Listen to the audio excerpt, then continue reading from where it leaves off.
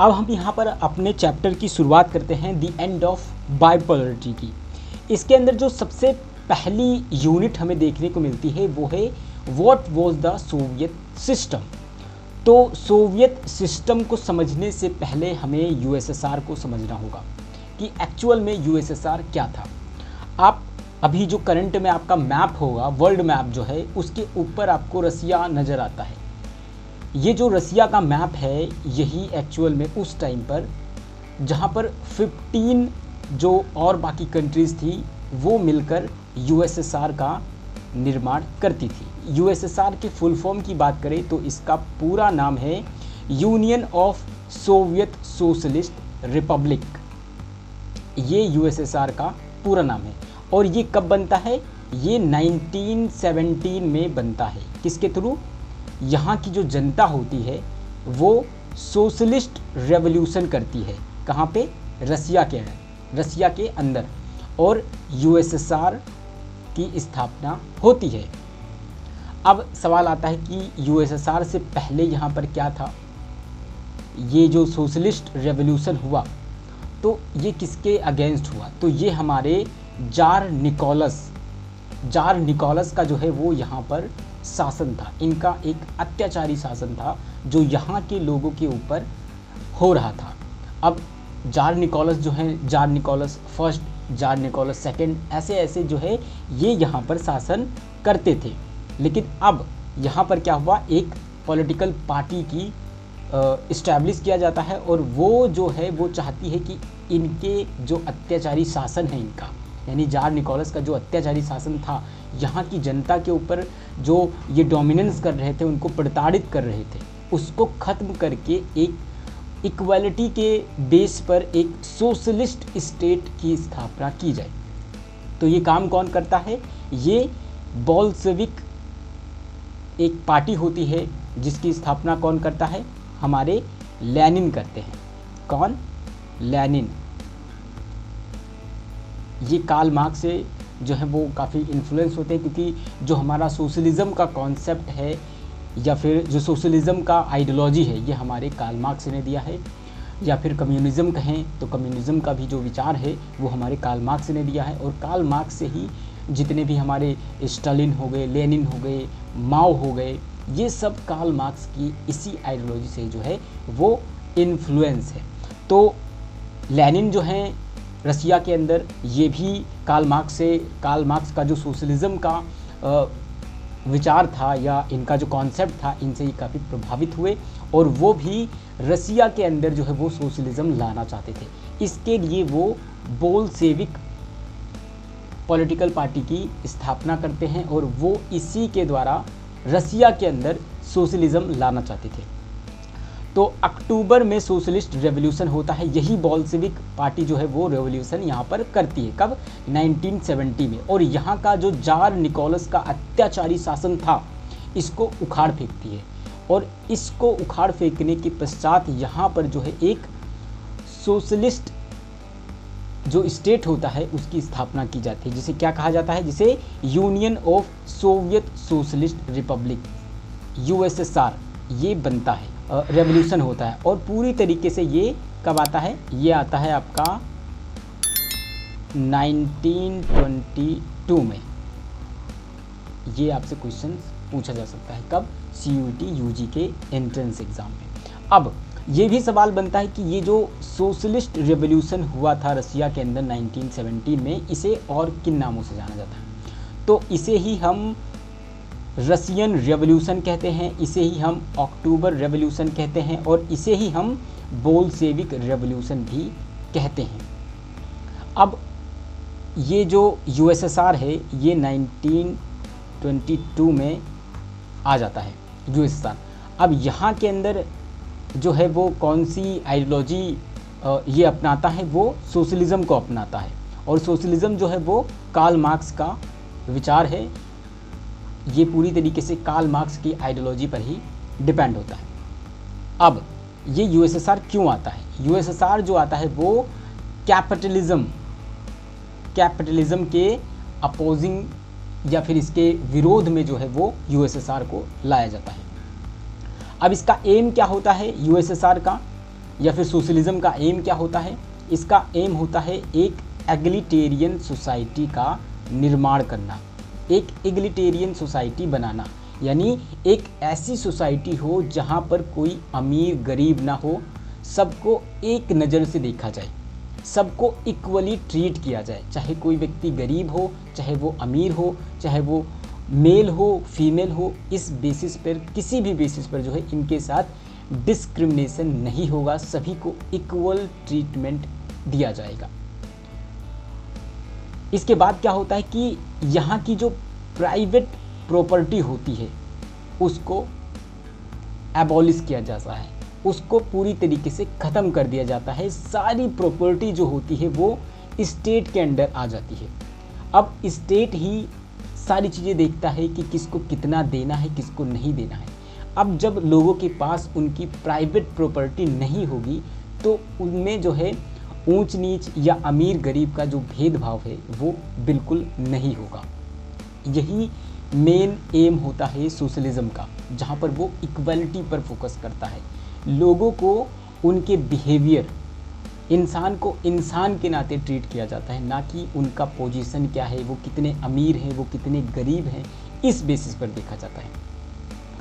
तो I hope कि यहाँ पर आप यूएसएसआर को समझ पाए होंगे। अब हम आगे बढ़ते हैं और जो हमारी एनसीईआरटी में सोवियत सिस्टम है उसको हम समझते हैं, उसके क्या फीचर हैं, क्यों लोगों को ये सोवियत सिस्टम या सोशलिज्म जो है वो सबसे ज़्यादा पसंद आता था।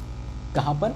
रसिया के अंदर, यानी यूएसएसआर के अंदर क्यों सोवियत सिस्टम को बहुत ज़्यादा पसंद करते थे लोग। सबसे पहली जो फीचर है इसका वो है Soviet economy had complex and centrally planned communication network. यहाँ का जो कम्युनिकेशन नेटवर्क था वो काफ़ी कॉम्प्लेक्स था और पूरी तरीके से वो सेंट्रली प्लान होता था। दूसरा, it possessed vast energy resources. यहाँ पर जो है अगर एनर्जी रिसोर्सेज की बात करें तो बहुत ज़्यादा एनर्जी रिसोर्सेज यहाँ पर मौजूद था, चाहे वो ऑयल हो, आयरन हो या फिर स्टील हो, हर चीज़ यहाँ पर बहुत अधिक मात्रा में जो है वो यहाँ पर मौजूद था। अगली विशेषता है वो है ट्रांसपोर्टेशन सेक्टर की। अगर हम यहाँ पर ट्रांसपोर्ट सिस्टम की बात करें या ट्रांसपोर्टेशन सेक्टर की बात करें तो वो काफ़ी वेल डेवलप्ड था और connecting even remotest area of the country. यहाँ का जो ट्रांसपोर्ट सेक्टर था वो काफ़ी स्ट्रॉन्ग था, उसको इस तरीके से बनाया गया था क्योंकि देखो स्टेट पूरी तरीके से देख रहा था और स्टेट जैसा चाहता था उस तरीके से चीज़ों को बनाता था। अब इस तरीके से प्लान किया गया था कि जो सबसे पिछड़ा हुआ क्षेत्र है, कितना ही पिछड़ा क्यों ना हो, वहाँ पर भी लोगों को आने जाने की, कम्युनिकेशन की और बाकी जो डिलीवरी सिस्टम जिसको आज हम समझते हैं लोकल लैंग्वेज में, वो सारी सुविधाएं जो है वो यूएसएसआर में जो है उस वक्त भी मौजूद थी। इसके बाद Soviet industry manufactured almost every domestic product from pin to cars. यहाँ पर यूएसएसआर जो है वो डोमेस्टिक जो प्रोडक्ट है, यानी कि जो भी इनके पास संसाधन है, रिसोर्सेस हैं, उसी का यूज़ करके ये हर चीज़ बनाना चाहते थे। क्यों? क्योंकि ये नहीं चाहते थे कि हमारे पास बहुत ज़्यादा इंडस्ट्री आए या फिर बाहर की चीज़ों को ये अडॉप्ट करें। ये जितना खुद के अंदर इनके पास रिसोर्सेस होते थे उसी का यूज़ करके ये बड़ी बड़ी चीज़ें बनाते थे। वो पिन से लेकर कार तक हर चीज़ यहाँ पर मौजूद होता था, हर चीज़ ये खुद से बनाते थे। क्योंकि सोशलिज्म का मेन चीज़ यही होता है कि वो अपनी ही चीज़ों को बरकरार बनाए रखे, चाहे उनकी कल्चर हो, चाहे उनका अपना बेसिक चीज़ें हों, उन सबको वो ख़त्म नहीं करना चाहते, वो उसको उसी के अंदर सीमित कर आगे बढ़ाना चाहते हैं। इसके बाद क्या है अगला point, how ever the quality of product often did not match that of the western technology.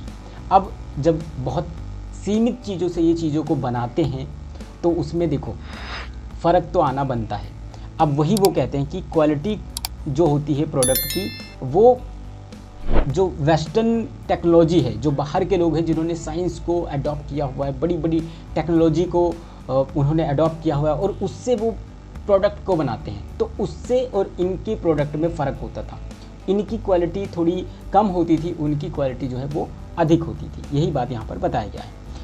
इसके बाद the Soviet government provide basic necessities such as health care, education, child care and other welfare schemes at minimal cost. वो कहते हैं यहाँ की जो government थी वो लोगों को सब्सिडीज़ देती थी, एक तो health care, education, child care और वेलफेयर की स्कीम्स भी लोगों को यहाँ पर बहुत कम कीमत पर जो है वो मौजूद होती थी या फिर इनको प्रोवाइड कराती थी। इसके अलावा अगला जो फीचर है वो है कि यहाँ पर किसी भी प्रकार की कोई भी बेरोजगारी नहीं थी, यानी कि नो अनएम्प्लॉयमेंट। किसी को भी जो है वो बेरोजगारी का सामना नहीं करना पड़ता था, क्योंकि सारा कंट्रोल स्टेट के हाथ में होता था और स्टेट ही है वो हर चीज़ लोगों को देखती थी कि किसको क्या ज़रूरत है उसको देना, किससे कितना काम लेना है उसको देखना।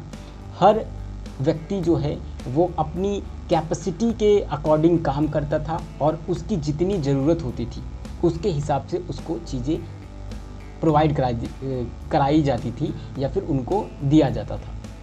इसीलिए गरीबी का तो कोई नामो निशान नहीं था या फिर जो बेरोजगारी है उसका कोई नामो निशान नहीं था।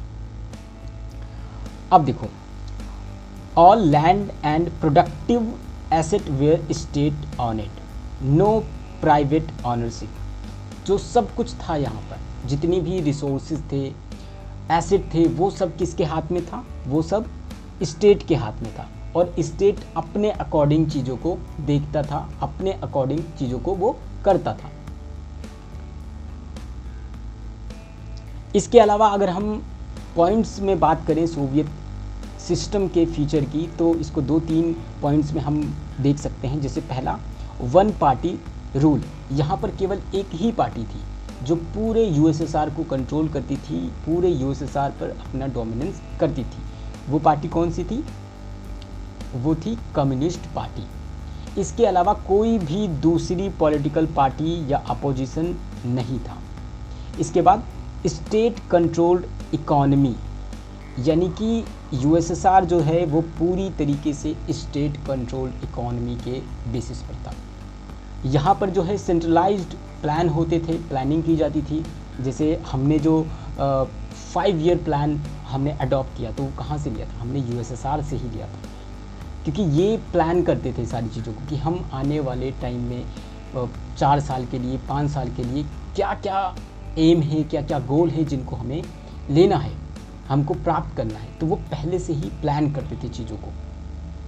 तो centralised plan, no unemployment, state ownership, land and resources, ये पूरी तरीके से स्टेट कंट्रोल इकोनॉमी के अंदर था कि पूरा जो है वो जो यहाँ की इकोनॉमी थी वो स्टेट देखती थी।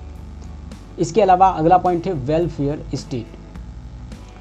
वेलफेयर स्टेट था क्यों? क्योंकि यहाँ की जो गवर्नमेंट थी वो लोगों को सब्सिडीज़ देती थी हेल्थ केयर पर, एजुकेशन पर, चाइल्ड केयर पर, इसलिए ये जो वेलफेयर स्टेट भी इसे बोला गया।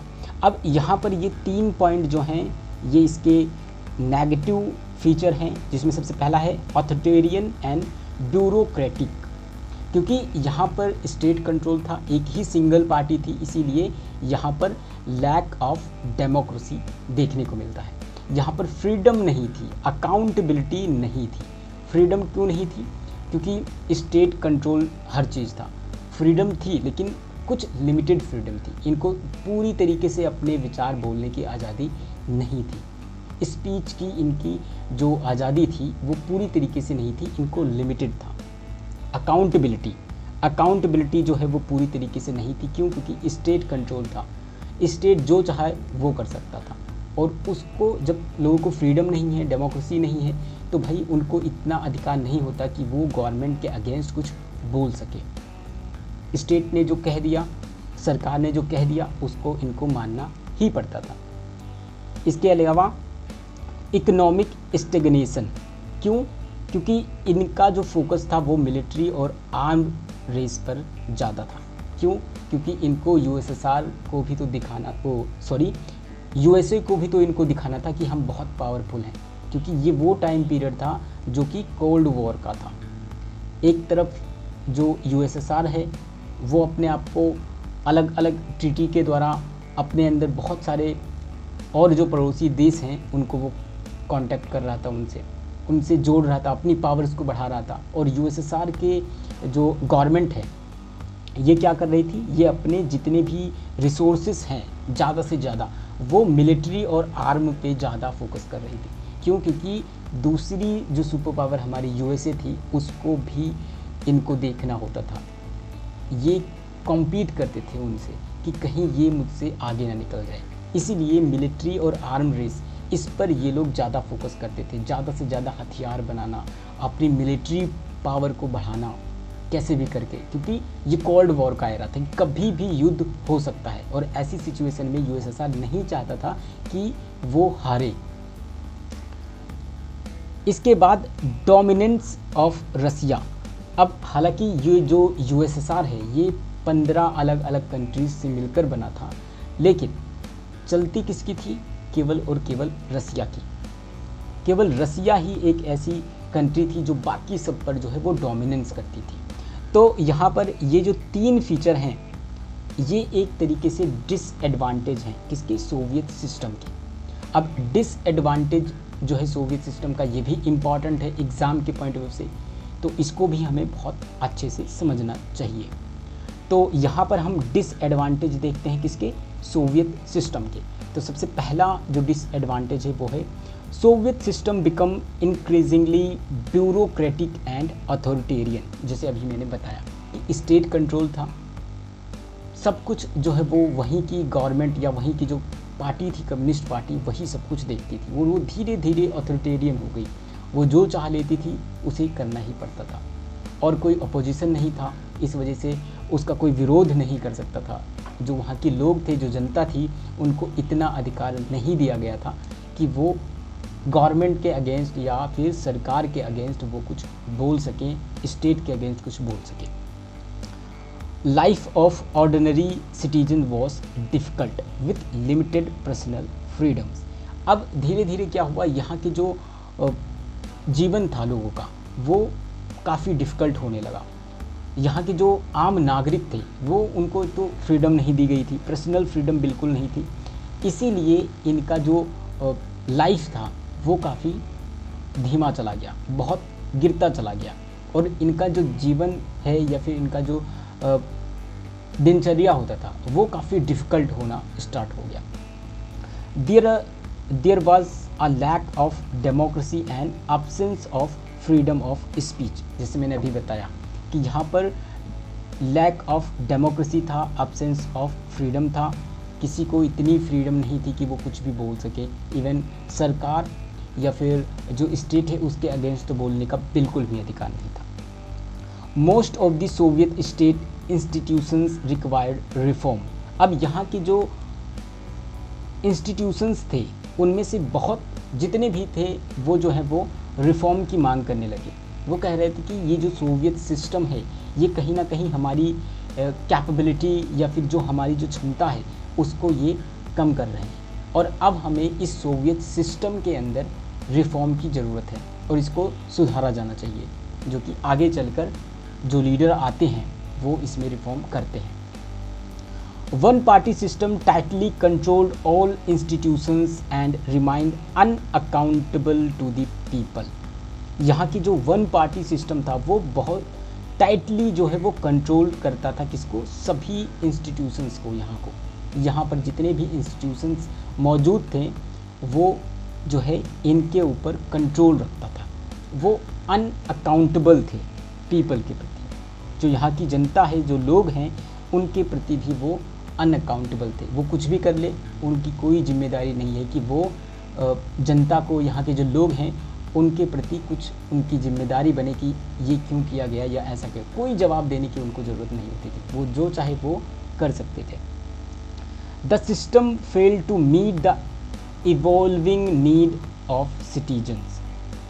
अब धीरे धीरे क्या हुआ, यहाँ की जो जनता थी, जो लोग थे, जो सिटीजन्स थे, उनकी जो बेसिक ज़रूरतें थी जो धीरे धीरे बढ़ रही थी उसको भी पूरा करने में सोवियत सिस्टम जो है वो फेल्ड था। उसको भी वो पूरा नहीं कर पा रहा था। तो जाहिर सी बात है कि आगे चलकर ऐसी व्यवस्था या ऐसा सिस्टम जो है वो ख़त्म होना लाजमी है। Wages continue to grow, productivity and technology lagged off behind the waste.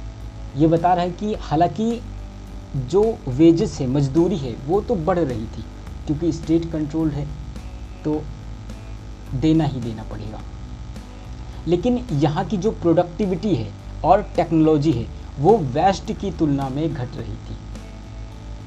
इससे क्या होता है, food imports increased every year. इससे क्योंकि भाई देखो मजदूरी तो आप बढ़ा रहे हो, कोई डाउट नहीं है, लेकिन प्रोडक्टिविटी और टेक्नोलॉजी के मामले में आप पीछे जा रहे हो। जो फूड है उसकी शॉर्टेज आ रही है, तो ऐसे में क्या होगा, बाहर की जो कंट्रीज़ हैं उनसे जो है वो फूड इंपोर्ट किया जाने लगा।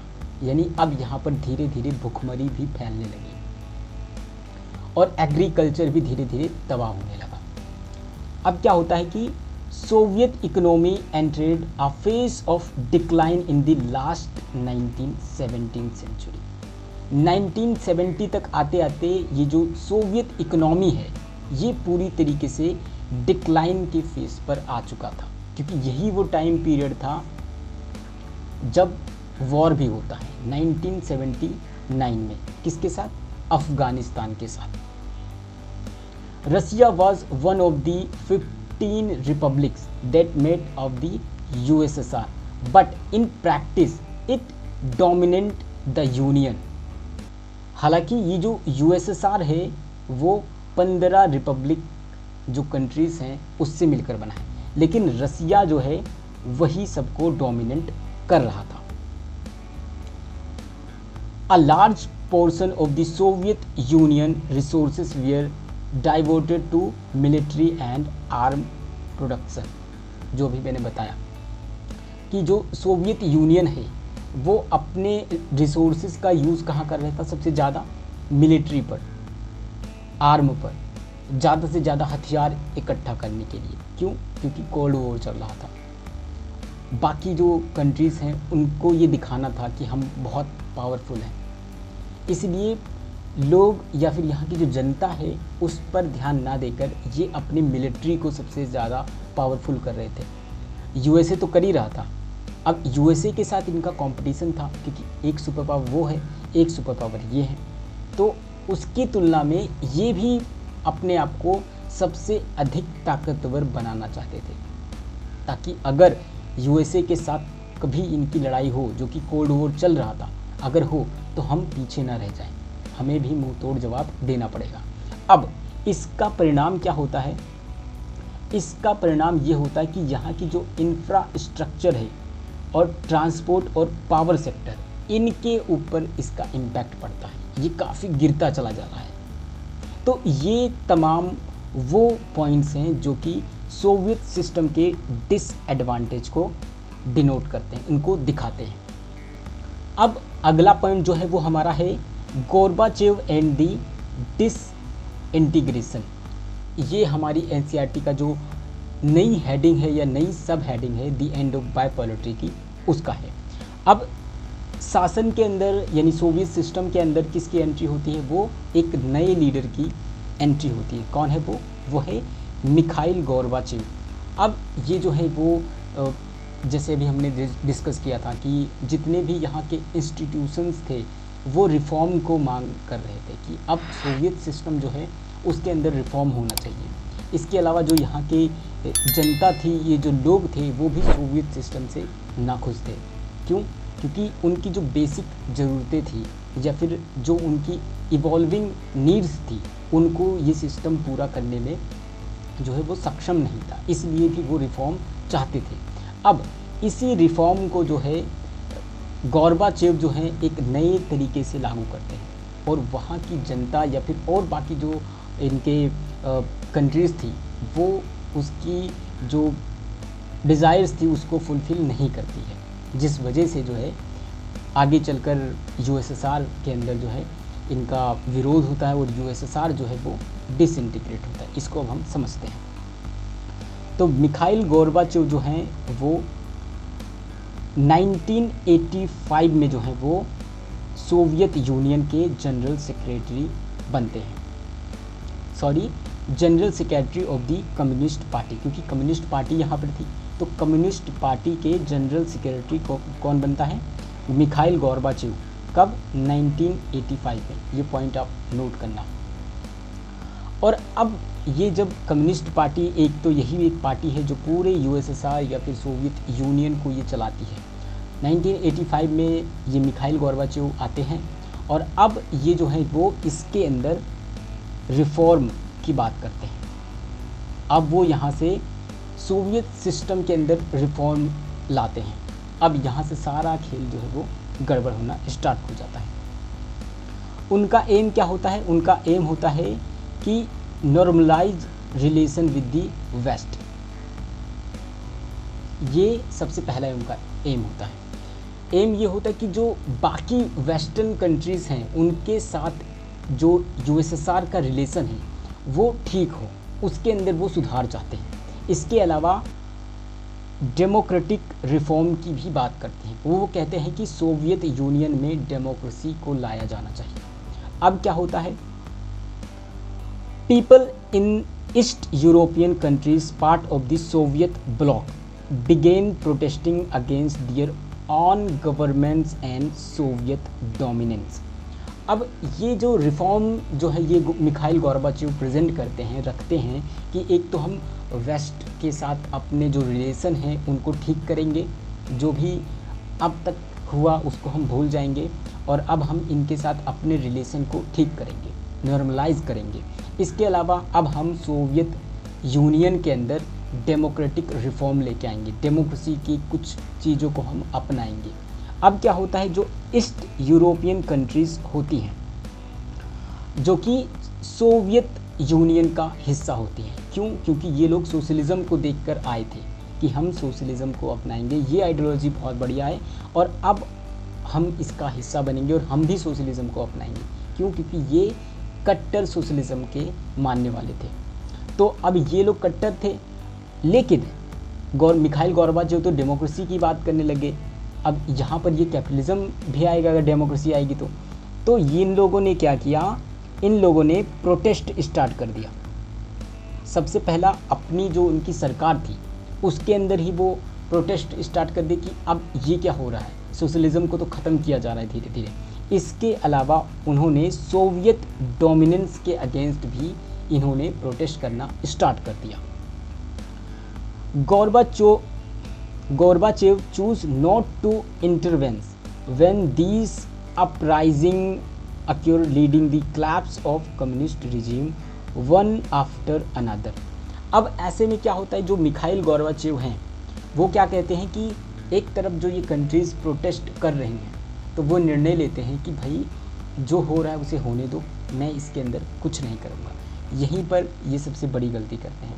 एटलीस्ट इनको जाके वहाँ की जो लोग हैं उनको तसल्ली देनी चाहिए, उनको अपने रिफॉर्म के बारे में बताना चाहिए कि एक्चुअल में इससे क्या क्या रिफॉर्म होगा। इससे सोशलिज़म को नहीं ख़त्म किया जाएगा पूरी तरीके से। मैं जो चाह रहा हूँ या इस कंट्री के लिए जो है वो फ़ायदेमंद है, उनको बताना चाहिए। लेकिन इन्होंने क्या किया? इन्होंने नॉट टू इंटरवेंस, इन्होंने बिल्कुल भी वहाँ पर जाना पसंद नहीं किया और वहाँ की जनता जो कर रही है उन्हें करने दो, वो बिल्कुल भी इंटर नहीं किए। अब इससे क्या हुआ कि जो कम्युनिस्ट रिजीम थी वो एक के बाद एक जो है वो ख़त्म होने स्टार्ट कर दी।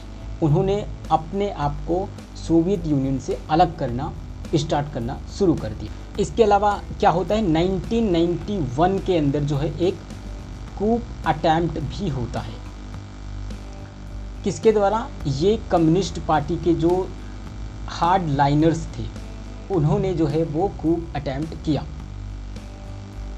क्यों? क्योंकि वो जो है गोर्बाचेव के जो रिफॉर्म था उसके वो अगेंस्ट थे। वो नहीं चाहते थे कि किसी भी तरीके का रिफॉर्म जो है वो यूएसएसआर के अंदर हो। इसीलिए इन्होंने 1991 में गोर्बाचेव की जो रिफॉर्म की पॉलिसीज़ थी इसके अगेंस्ट जाते हुए एक कूप अटैम्प्ट किया, लेकिन वो इसके अंदर सक्षम नहीं हुए। फिर क्या होता है? दिसंबर 1991 के अंदर जो है वो लीडरशिप जो होता है वो किसके हाथ में आता है? वो बोरिस येल्सिन के हाथ में आता है।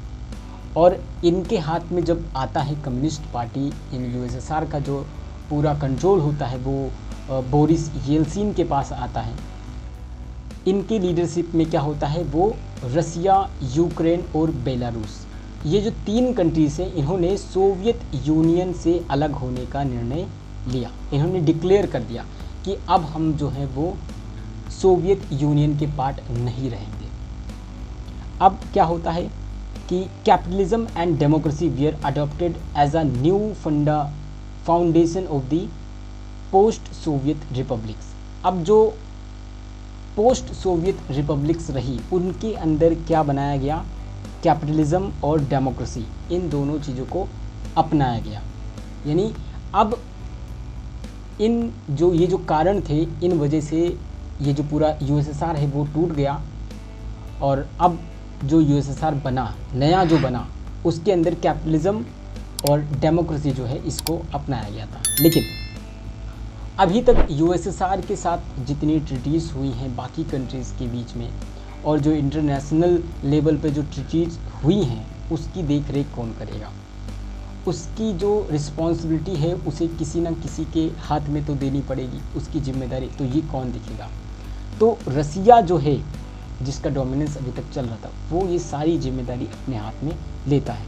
Russia emerged as a successor state of the Soviet Union, यानी सोवियत यूनियन का जो पद खाली हुआ उसकी जिम्मेदारी कौन लेता है, वो रसिया लेता है। यानी सोवियत यूनियन के साथ जितने भी ट्रीटीज़ हुई हैं या जो कुछ समझौता हुआ है, एग्रीमेंट हुआ है, वो सब कौन कंट्रोल करेगा, कौन उसका जिम्मेदार होगा, वो रसिया होगा। यानी अब पूरा जो इसकी जिम्मेदारी थी सोवियत यूनियन की, वो रसिया संभालेगा। अब रसिया जो है वो यूएसएसआर की जो सीट थी यूएन सिक्योरिटी काउंसिल में, वो भी किसके पास चली गई, रसिया के पास चली गई। All international treaties and commitment previously held by the Soviet union, Soviet union द्वारा जितनी भी इंटरनेशनल ट्रीटीज़ हुई हैं या कमिटमेंट हुए हैं, उसे कौन दिखेगा, अब उसे रसिया देखेगा। तो इस तरीके से जो है पूरा कंट्रोल रसिया के हाथ में आ जाता है और यूएसएसआर जो है वो पूरी तरीके से ख़त्म हो जाता है। ये अलग अलग स्टेट में जो है वो इंडिपेंडेंस की मांग होती है इनके, और वो अपना अलग अलग एक इंडिपेंडेंस कंट्रीज़ बन जाती हैं। अब ये वो तमाम लीडर्स हैं जो कि एग्ज़ाम के पॉइंट ऑफ व्यू से इम्पॉर्टेंट है, इसीलिए इनको समझना या ये एटलीस्ट आपको पता होनी चाहिए। सबसे पहले जो है वो व्लादिमीर लेनिन हैं, जोसेफ स्टालिन हैं, ये यूएसएसआर के लीडर हैं सारे। फिर उसके बाद जॉर्ज मेलेखनो हैं, निकिता खुश्चेव, ब्रेजनेव, एंद्रोपोव, चोर्नेको, और फिर लास्ट में मिखाइल गोर्बाचेव। यहाँ पर ये जो लीडर्स हैं सोवियत यूनियन के, इनके कुछ काम हैं या फिर ये इन वजह से फेमस हैं जिसको आपको पता होना चाहिए। सबसे पहले लेनिन की बात करें तो ये फाउंडर हैं यूएसएसआर के, और ये बोल्शेविक रेवोल्यूशन, इसको इन्होंने क्या किया था, लीड किया था। और ये जो है वो एक क्या है, ये एक पॉलिटिकल पार्टी है। क्या है, पॉलिटिकल पार्टी है। इसकी स्थापना भी किसने किया था, व्लादिमीर लेनिन ने किया था। जोसेफ स्टालिन ये 1924 से लेके 53 तक रहे और ये ग्रेट टेरर के लिए जाने जाते हैं। निकिता खुश्चेव 1953 से 64 तक रहे, और जो फेमस क्यूबा मिसाइल क्राइसिस हुआ था, कब हुआ था, 1962 में, ये निकिता खुश्चेव के अंडर हुआ था। इसके बाद ब्रेजनेव, ये जो है ये अफ़गानिस्तान 1979 में जो यूएसएसआर और किसके बीच में, अफ़गानिस्तान के बीच में जो वॉर हुई थी, या फिर यूएसएसआर ने जो है वो अफ़गानिस्तान में घुसपैठ किया था, तो वो किसके अंडर हुआ था, या फिर उस टाइम पे लीडर कौन था, वो ब्रेजनेव थे। इसके बाद मिखाइल गोर्बाचेव, अभी हमने पढ़ा, ये रिफॉर्म लेके आते हैं।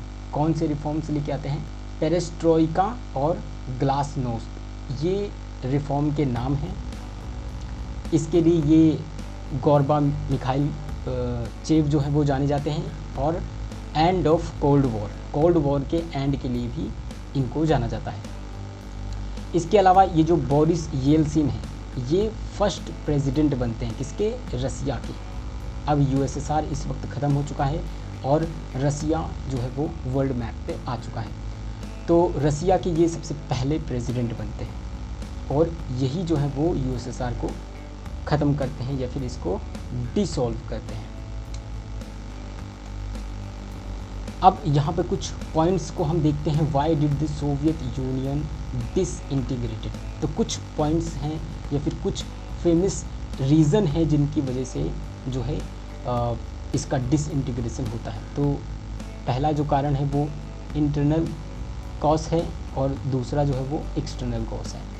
इंटरनल कॉज में अगर हम देखें तो इकोनॉमिक स्टेगनेशन, पुअर टेक्नोलॉजी, लो प्रोडक्टिविटी और फूड शॉर्टेज यहाँ पर हुई थी, जिस वजह से जो है वो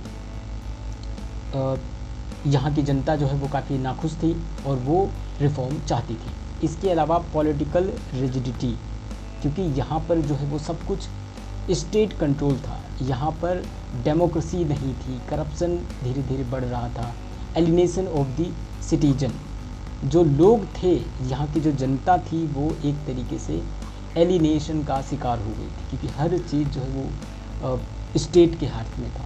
एक ही पार्टी थी, कम्युनिस्ट पार्टी, जो पूरी चीज़ों को देखती थी। इसके अलावा इंटरनल कॉज के अंदर अगला पॉइंट है राइज ऑफ नेशनलिज्म। अब यहाँ के जो और स्टेट थे उन्होंने क्या किया, उनके अंदर नेशनलिज्म की जो भावना है वो निकल कर सामने आई। अब वो इस पुरानी सिस्टम से काफ़ी परेशान हो चुके थे, वो रिफॉर्म चाहते थे कि भाई अब हमको इंडिपेंडेंस कर दो, ये जो सिस्टम है वो हमारे लिए तो ठीक नहीं है, क्योंकि हमारी जो सिटीजन्स हैं उनकी बेसिक नीड या उनकी जो ज़रूरतें हैं वो पूरी नहीं हो पा रही है। तो यहाँ पर नेशनलिज्म काफ़ी तेज़ी से बढ़ा और वो रिपब्लिक्स या फिर इंडिपेंडेंस की मांग करने लग गए, जैसे बाल्टिक स्टेट, यूक्रेन, इन्होंने इंडिपेंडेंस की मांग करना स्टार्ट कर दिया।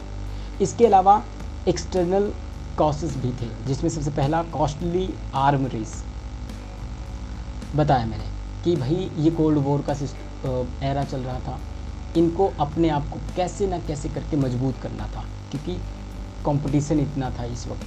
तो ये अपना ज़्यादा से ज़्यादा रिसोर्स जो है वो आर्म रेस पर लगा रहे थे। इसके अलावा अफ़गानिस्तान वॉर भी हुआ था 1979 से लेकर 89 तक। इससे क्या हुआ, यहाँ की जो इकोनॉमी थी वो काफ़ी हिल गई, क्योंकि भाई मिलिट्री पर ज़्यादा खर्चा हो रहा है। जो यहाँ की जो वॉर है उसके ऊपर स्ट्रॉन्ग वॉर करने के लिए उनको जो है अपनी मिलिट्री पावर बढ़ानी पड़ेगी, इसलिए सारा पैसा जो है वो इन सब के अंदर लग रहा था। उसका नेगेटिव इम्पैक्ट यूएसएसआर पर पड़ना लाजमी है। इसके अलावा जो गोर्बाचेव आए, उन्होंने रिफॉर्म सीधा रखा, डेमोक्रेटिक रिफॉर्म, वेस्टर्न के साथ जो है अपने रिलेशन है उसको स्ट्रॉन्ग करना चाहते थे, नॉर्मलाइज करना चाहते थे। इसके अलावा उन्होंने दो मजबूत रिफॉर्म रखे। सबसे पहला पेरेस्ट्रोइका, जिसको हम रीस्ट्रक्चरिंग कहते हैं, और ग्लासनोस्ट, ओपननेस। इन्होंने ये दो जो रिफॉर्म है वो सामने रखा। अब क्या होता है, इनकी ये जो रिफॉर्म थी ये बहुत ही तेज़ी से रखी गई, लेकिन रिफॉर्म क्या हो रहा था, वो बहुत स्लो हो रहा था। तो ये वो तमाम कारण थे जिन वजह से या फिर जिस वजह से जो है वो यूएसएसआर का डिसइंटीग्रेशन होता है।